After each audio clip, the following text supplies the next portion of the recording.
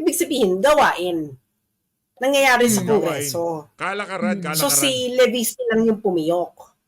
Hindi natin alam kung bakit pumiyok. Pero I will not assume bad intention until I see sign. So I think the bad intention is not coming from him.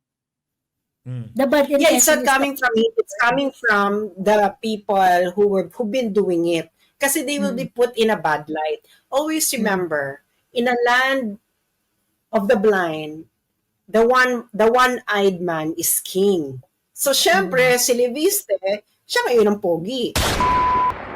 Wala na hong intro-intro. Panaurin ho natin ang viral video nitong si Samar Governor Sharian Tan na kung saan umulan ho ng pera. Ibang klase ho talaga itong mga politiko na to. Sasayaw na lang. Gusto pa ho nila. Umuulan pa ng pera. Eto mga kababayan, panaurin natin. Oh. Bago tayo magpunta kay Mayor Baste. Grabe naman yan. Parang naalala ko yung series na Narcos, yung pera parang walang kwenta, ganyan oh. Grabe naman oh, ginaganyan-ganyan lang nila oh. Ibang klase oh. Oh. Diba? Parang yung pelikulang no? Narcos. Oh. Ayoko na. Pambihira naman, Governor. Ang daming nagugutom, tinatapon yung pera. O, yung tag-1,000, ito. O, binaliktad niya. Ito si tatay, ayaw niyang bitawan yung tag-1,000. Binaliktad ho niya. Ito, pakita ko ulit. Ayan na. Ito si tatay, itong kulay puti ang buhok. O, yan, o. Tag-1,000 sa harap. O, babaliktad ko. Sayang ito, tag-1,000 to. O, tag-50 lang dapat. O, pero meron din nung nagtapon ng tingin 1,000 yung kulay blue. Oh, grabe naman yan. Oh.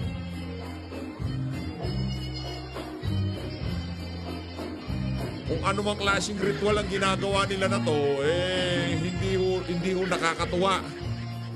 Alam nyo, kung pribadong individual to, hindi ho siya gobernador, tapos meron nagtatapon ng pera kung saan-saan, okay lang.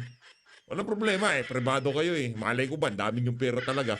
Pero pag nasa public service kayo, wag naman nung sanang ganito. Lokohan ho ito Bakit ho kayo tinatapunan ng pera?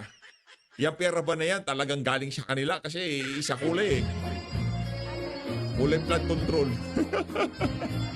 Ayan pambihira naman yan. Go! Nyari dyan. Beso-beso. Sabay tapon ng pera. Grabe naman si Gob para nagtatapon lang ng basura sa Kung meron nung malamang tig 50 pesos yan. Kung meron tig 50 pesos, isipin nyo na lang mga kababayan kung gaano karaming mapapakain na individual ng mga pera na yan. Tinatapon lang nila. Tig 50 Kasi sa huling natin, pagkakaalam natin, yung 20 pesos, hindi na ho papel yun. Yung 20 pesos, bilog na yun. Diba? Bilog na yung 20 pesos, tama no?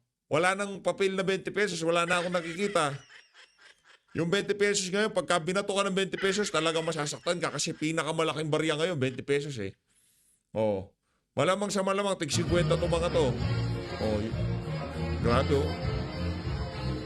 grabe naman. Inisahan na lang nito si Gob. Ginanon na lang niya ng sabi. Viral ngayon ito sa social media. I-share nyo ito mga kababayan. Kung pribadong pagtitipon to, birthday party, mukhang mga politiko bisita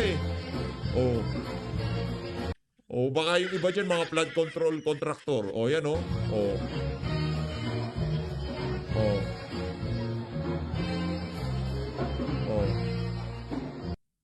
Grabe naman yan.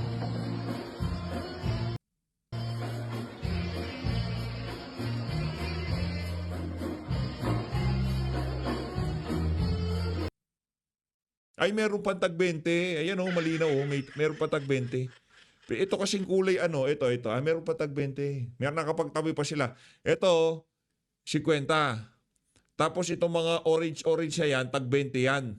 Meron pa silang tag 20. Wala na kasi ako nakikitang ganyan baka kinuha lahat ni Gob. Hoy, Bangko Sentral. Kaya pala wala nang tag 20 papel kinuha lahat ni Gob. Diba? Wala na tayong makita tag 20, nakakaigom na pala lahat. Oh. Si nanay, oh. Masaya si nanay. Kung alam mo, kung ako nandyan, ang gagawin ko dyan, nagsiswimming akong gano'n, no? Yung swimming na pagka pinihit mo yung kamay mo, sabay pasok na gano'n. O kaya, ang gagawin ko hukod dyan, magdadala ako ng vacuum. Ako maglilinis. Grabe naman. Meron tag 100. Pero di ba, marami yan ha. Kahit nakikita nyo lang kung ganyan, marami yan.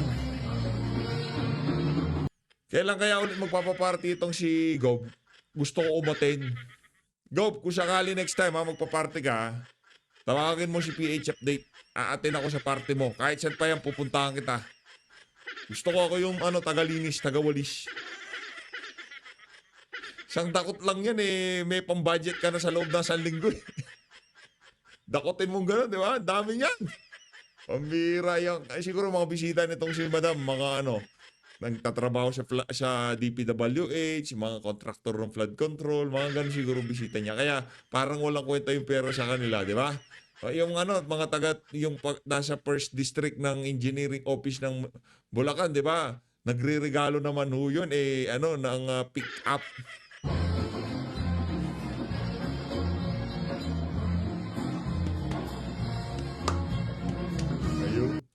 Ayun na nga mga kababayan, doon na ho natapos ang kasaysayan itong si Governor Shari Antan. Habang sumasayaw, pinapaulanan ho ng napakaraming pera. Bumabaha ng pera. Yan ho talaga literal mga kababayan, bumabaha ng pera. Eto, punta ho tayo kay Mayor Baste.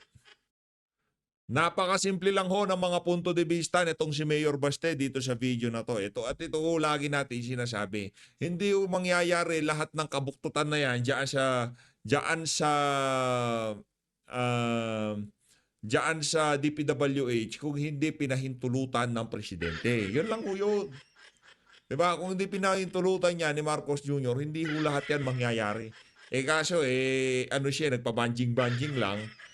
Yung nung pananahimik niya, yung pagsasawalang kibo niya, yung nung kawalang pakialam niya sa mga nangyayari dyan sa DPWH, nakikita naman, imbis na banatan na yung mga congressman at mga kontraktor ng flood control, ano sabi niya nung pangalawang zona niya,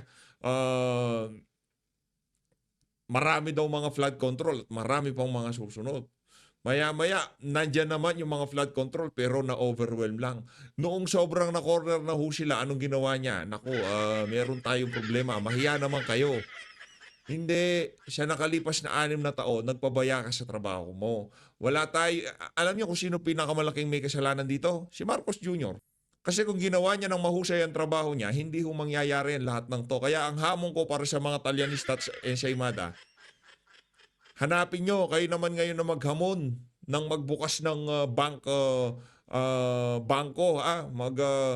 pumirma ng bank waiver itong mga itong mga congressman na to, kagaya nung si Gasing nyo na maghikayat kay BP Sara na magpirma ka nga ng bank waiver mo, di ba? Ngayon, ikayatin nyo yung mga congressman.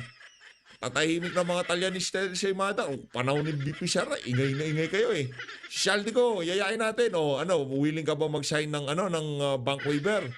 Para makita natin kung may tinatago ka, kung akma yung kita mo, kung akma yung salin mo, kung akma yung network mo, noong 2021 at ngayong 2026, yung growth ng kayamanan mo, kung ika nga makatotohanan sa sweldo ng isang congressman. Yun ho yun. Di ba? Nag-divest ka na sa Sunwest. Ibig sabihin, karamihan ng kita mo dyan, nanggagaling na lang sa pagtatrabaho mo dyan sa House of Representatives. Ngayon, kung hindi akma yung paglago ng kaperahan niya sa kanyang bangko, may problema tayo dyan. Di ba? Ito na si Mayor Baste na. Isa sa mga iduluho natin to. Gabe.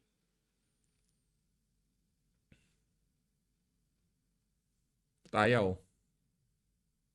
Game. If you allow it to happen. Yung. Ngayon lang na ganun na, tapos Wala ko nitawhanan ng putang igit ng business. Mayor, di ba sinabi nyo na may kasalanan talaga yung DPWH? Pero bakit kaya sa tingin nyo until now hindi pa niya sinisibak si Secretary Bonoan ng DPWH? Ganito yan. Ang tingin ko lang dyan,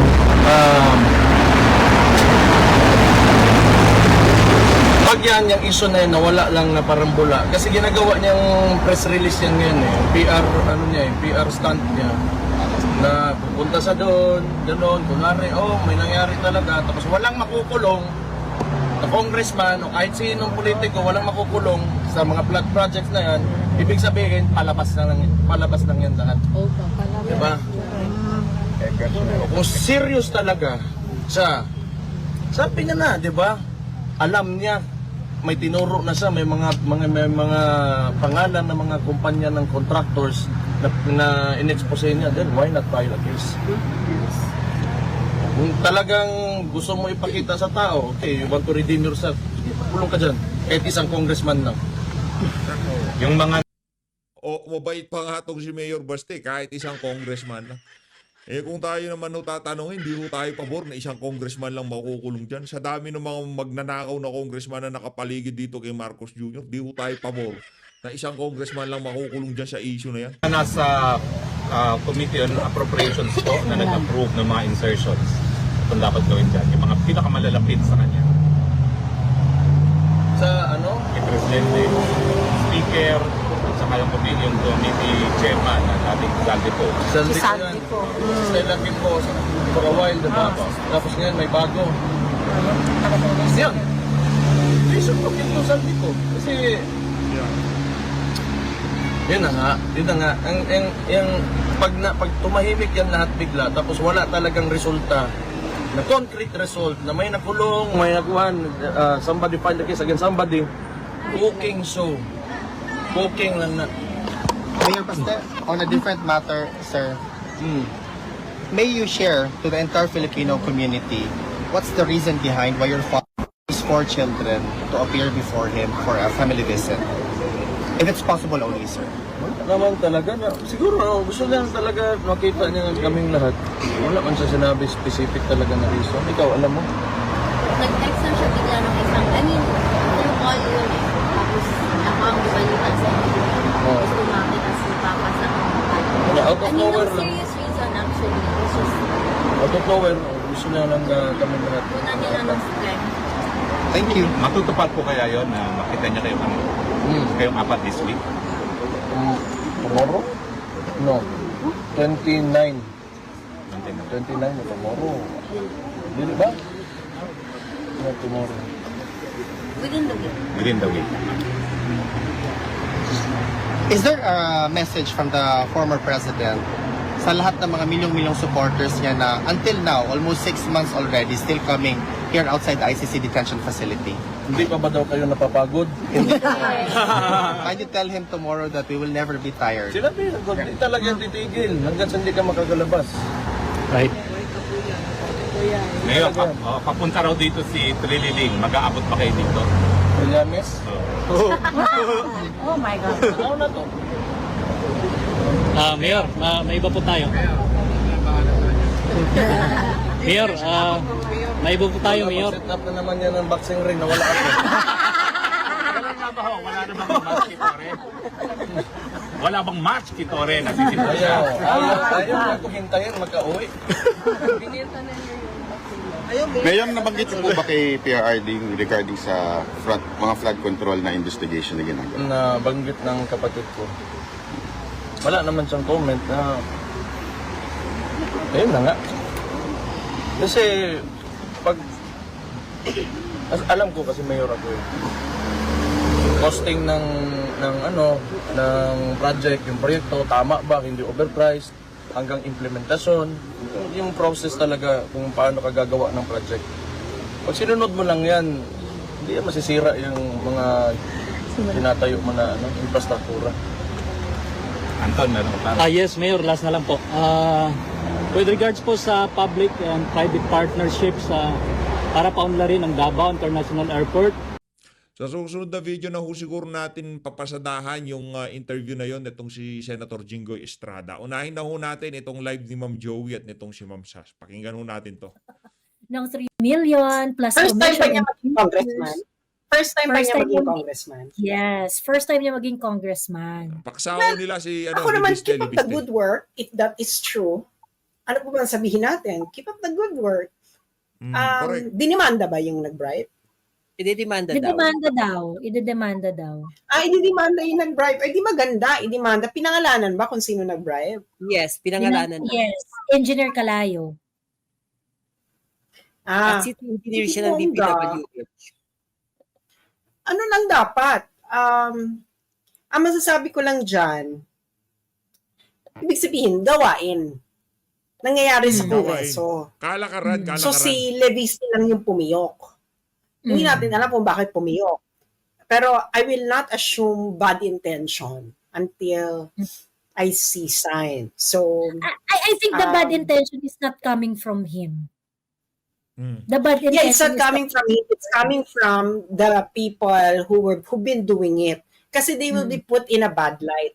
Always remember, in a land of the blind, the one-eyed man is king. So, syempre, si Leviste, siya ngayon ang pogi. Kasi, siya lang ang pumiyok eh. Bakla, first time ko lang marinig na may pumiyok ng ganyan sa Kongreso. Oo. Kayo ba may narinig kayong pumiyok? So, ano ko, good job, Congressman Leviste, no? Well, good job din sa nanay mo na si Lauren Legarda na nagpalaki sa'yo. Pero ang tanong, bakit yung nanay mo hindi siya, ay hindi kasi naging congresswoman ba si? Hindi. Si Lore. Senador Parang baka? hindi. Yung Senador Parang tatay niya. senador ata siya. Oo, yung tatay So, ni para- yung tatay ni Libiste, anak siya ni Antonio Libiste. Remember yung So, ano? yun lang masasabi ko. I think, good job sa'yo, Congressman Leviste. And yung mga nakapaligid sa'yo, mag-isip-isip kayo. Bakla, you fight yan. First time naging congressman. May lumapit na nag-bribe ng how much? 300 plus million. 3 million. 3 Hmm. million lang. 3 million 3 million. plus commission. Hindi, yung ano pa lang yon, yung initial payment pa lang. Diba? Pero meron pa daw kasunod yun eh, kagad, sinoplak na Plus future commission. Hmm. Hindi 3 million lang ba? Naging 3.1. congressman daw si naging congressman daw si Lauren Legarda sa Antique, kaya I remember. Naging congressista nga pala siya sa Naging congresswoman si So, Lauren sa Antique. Oo. So, masasabi ko dyan, neophyte yan. As a neophyte, alam na natin yung running rate. Pag neophyte ka, ito muna. Pag next na naging congressman ka, syempre tataas na yung premium. Kasi, Bex, second term ko na eh. Pag third term, taas uli yan.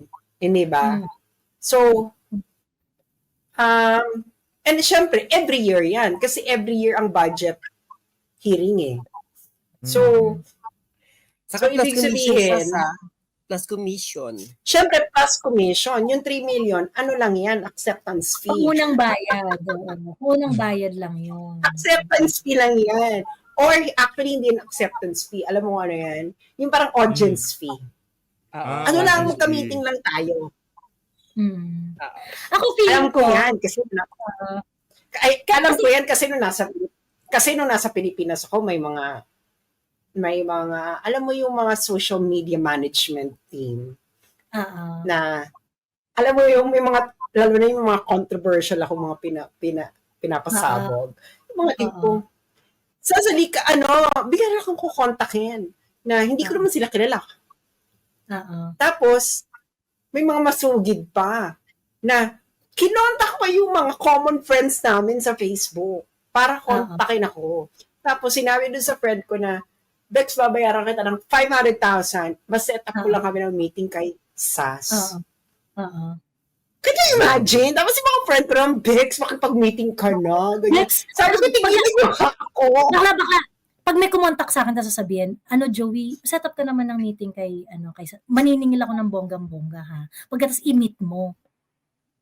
500K yun ang sabi ko. Oo. Pero natuwa naman ako, sabi ko, in fairness. Sabi ko, in fairness, ha?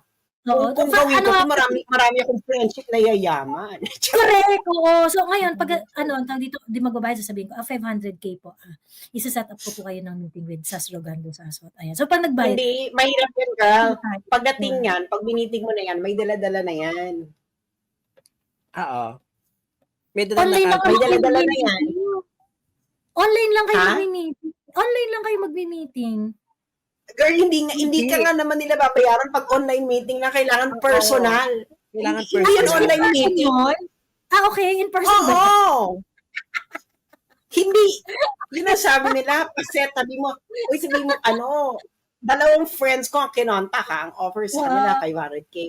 I-set up lang ng meeting with me. Nasa Pilipinas ako noon. Sabi ko, tigilin nyo nga ako, mga bakla kayo. Sabi ko, mga bakla kayo mo. Pag umattend pa si Sas noon, iba pa yung kesas. Iba pa yung kesas. Iba ba yun? yun? Tapos may dala-dala na yan. Tapos, bakla, syempre mag-isa ka lang. Ayaw mo isama ko buong Emerald. Pag nandyan ka na, captured ka na. Kaya nga, huwag kang kung ayaw mo makagat, kung ayaw mong mapasama sa mga kawatan, huwag kang pumasok sa kanilang lungga. Ganun na kasimple yun. Di ba? So, that is the sabi 500 lang buhay ni Sasper. Grabe naman sa 500 billion mo na. Hindi, ano lang yun? So, ano lang yung 500? Meeting fee lang. Gano'n. Facilitation fee lang yun. This is set up. This is kailangan i-set up nila na i-meet ko sila in person. So parang, kasi nga, ito yung mga social media management, Emerald. Kasi syempre nagtrabaho din ako sa showbiz. So alam ko yung mga ganyan mga kalakaran. Ang tawag dyan kasi, pag crisis, una ang gagawin, let's attempt first to fix. Ibig sabihin, kakausapin muna yung source ng Emerald. Ngayon, pag hindi ka nadaan sa ganyan, anong susunod? Bababuyin ka na. Nakita niyo yung progression, di ba? Nakita niyo yung progression sa akin, di ba? Na, nung nagsasalita ako, parang tahimik lang. Hindi na nila ako ayaw ko silang i-meeting. Ayaw ko tumanggap ng Emerald. So ano nang next stage? Ayaw mong madaan sa Santong Dasalan na dadaanin ka namin sa Santong Paspasan. So bababuyin ka na. So pag may nakita kayong kaya ganun ang kalakaran dyan. So ngayon, itong kay Liviste, ano lang yan, meeting fee lang yan, 3 million. Meeting So, fee. nakapag-set up. Okay, gets.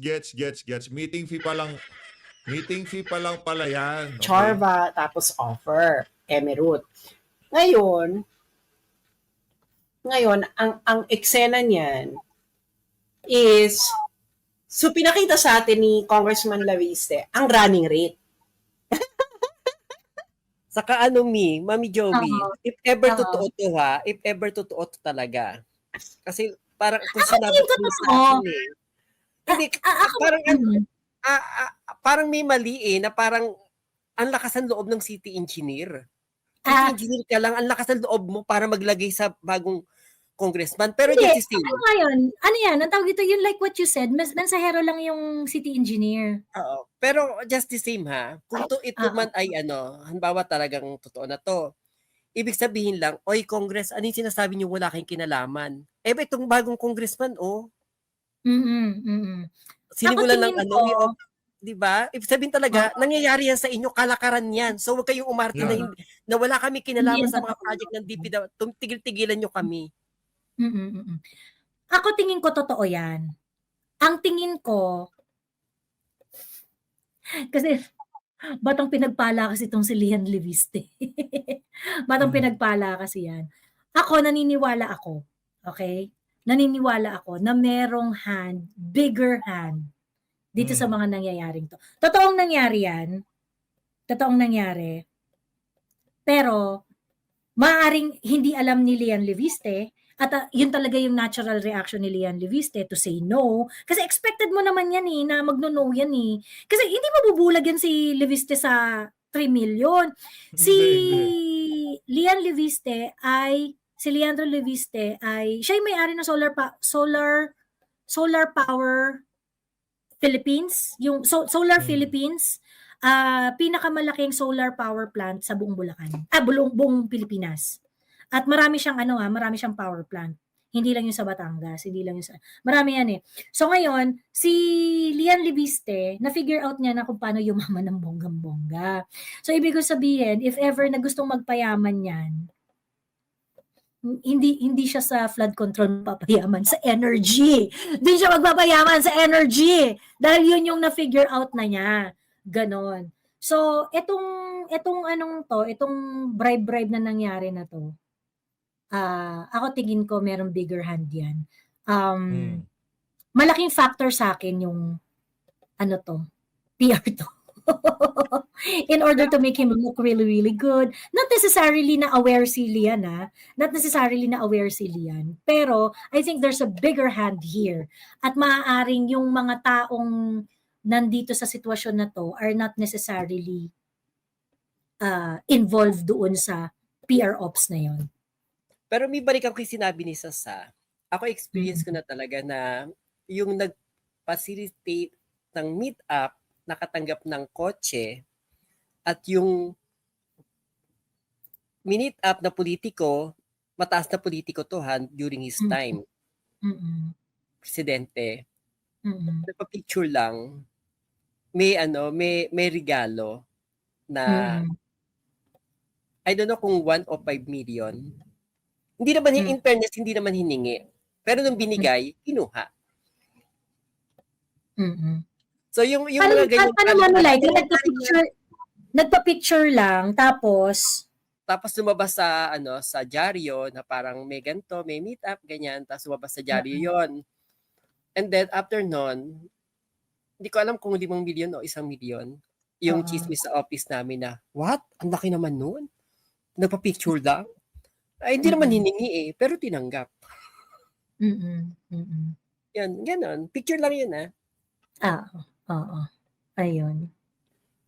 So, nangyayari even ayoko lang i-PM sa iyo kasi baka ikwentong barangay mo eh.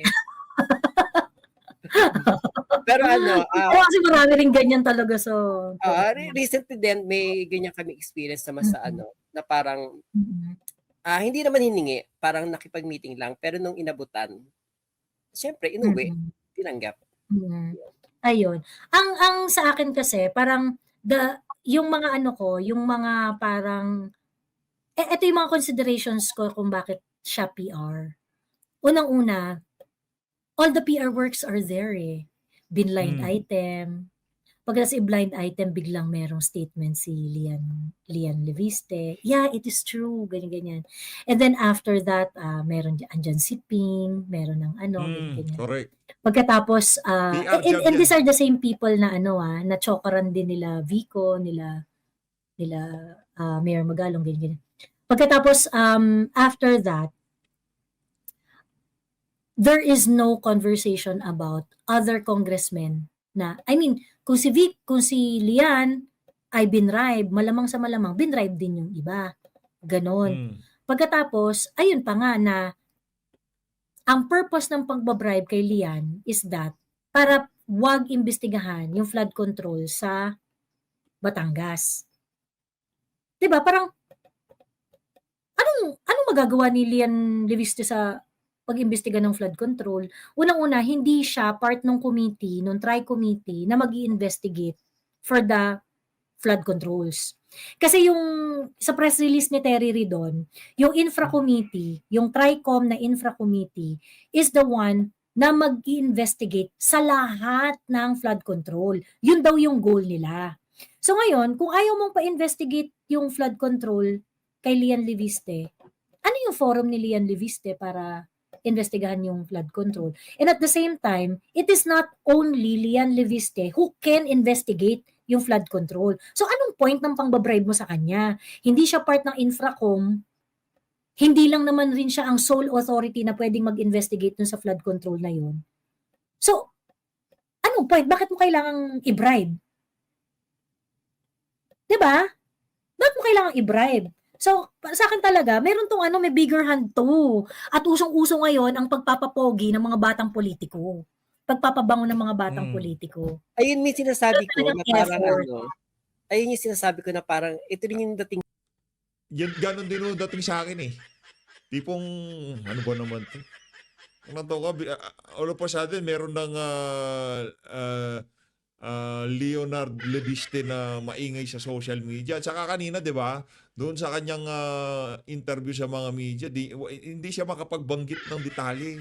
Kailangan bukas pa, kailangan ano pa, yung tipong kahit na maliit na detalye lamang ayaw niyang sabihin sa mga nag-i-interview sa kanya. Kaya PR ho talaga yan, yung ano na yan, yung paglabas ni yung Leviste sa na akin yan. Yung hindi parang hindi siya to kaya sabi ko sana totoo. Kasi ang dating talaga sa akin parang ano to parang showbiz.